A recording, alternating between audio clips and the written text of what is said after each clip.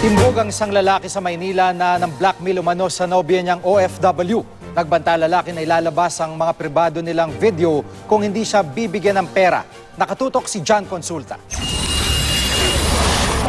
Di na nakapalag ang 44 na taong gulang na si Jeff Alvarado nang arestuhin ng mga tauhan ng NBI sa Maynila.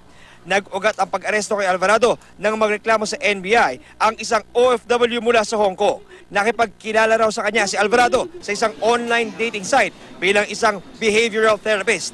Nagkaroon daw sila ng relasyon online at panay raw ang hingi ng nude pics mula sa kanya.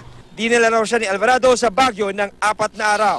Kabutihan naman yung pinakita niya sa akin nung una. Yung wala, ang laki ng pagkakamali ko. Nagmahal ako, binigay ko lahat.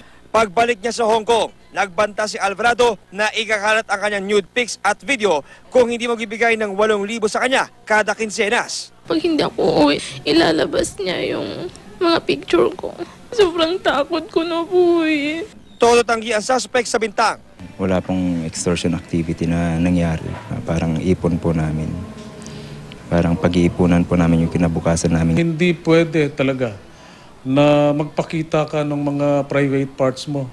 Lalo pat kung wala ka naman tiwala sa chat mo sa internet. Na-recover ang marked money at cellphone ng suspect kung saan naroon ang lahat ng mga ebidensya sa krimen. Kakasuhan ng paglabag sa Anti-Voyeurism Act at Violence Against Women ang suspect.